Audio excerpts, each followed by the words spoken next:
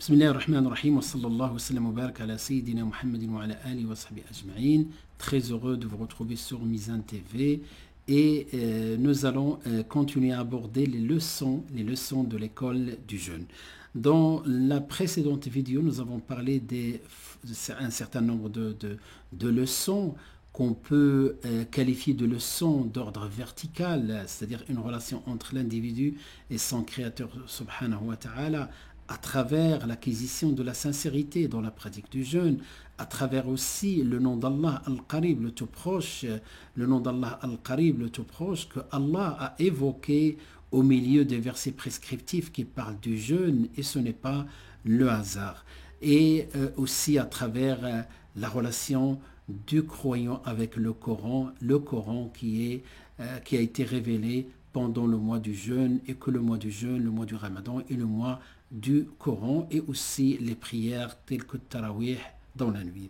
Aujourd'hui, nous allons parler, Inch'Allah Ta'ala, d'autres formes de leçons de cette école du jeûne, et ces leçons-là, elles sont d'ordre vertical, c'est-à-dire la relation entre individus. Et ces leçons, on peut citer comme leçon la générosité, al-karam, d'autres leçons comme l'éthique du jeûneur, akhlaqu as-sa'im.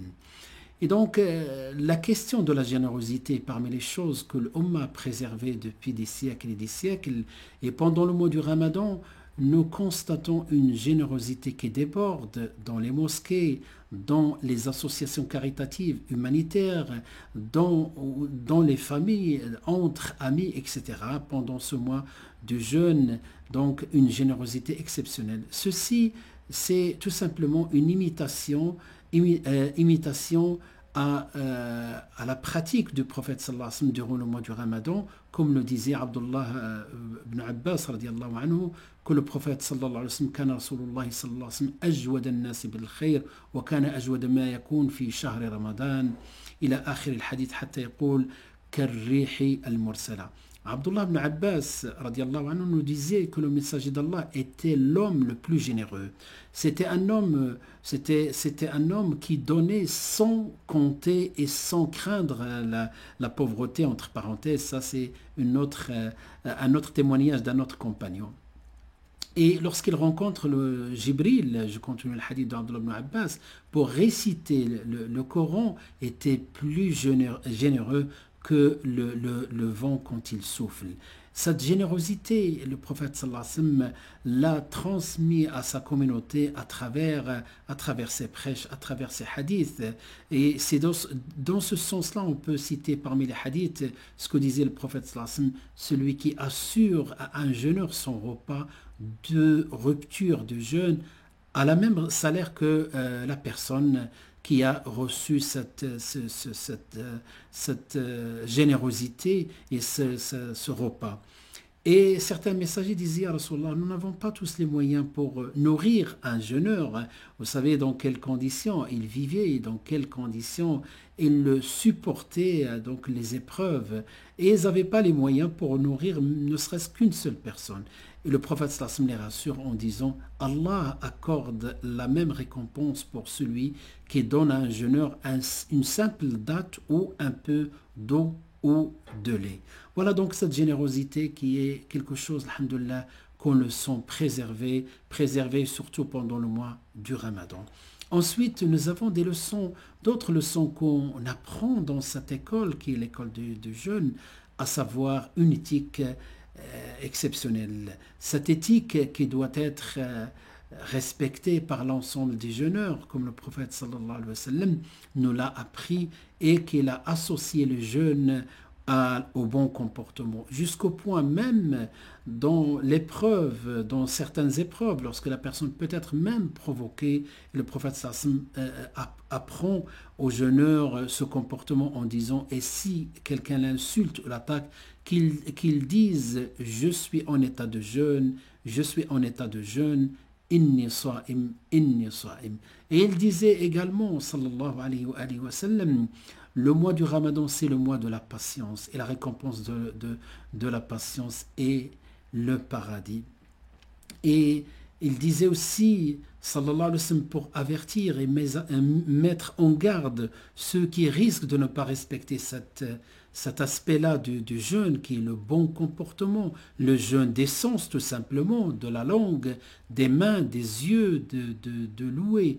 Donc il disait, celui qui ne laisse pas man lam yada' قول الزور والعمل به, celui qui ne délaisse pas le mensonge et la pratique de faux témoignages, فليس لله حاجة من أن يدع طعامه وشرابه. Allah n'a pas besoin qu'il laisse sa nourriture et ses boissons.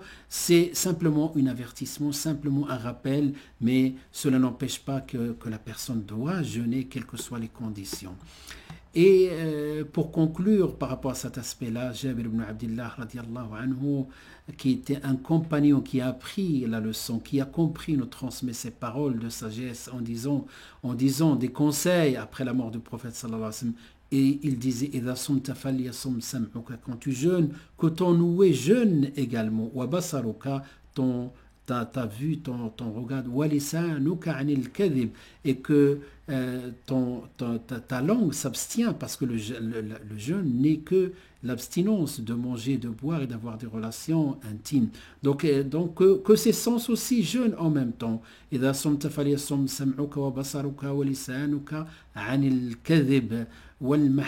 que donc tous ces sens-là jeûnent par rapport, s'abstient à faire du mal,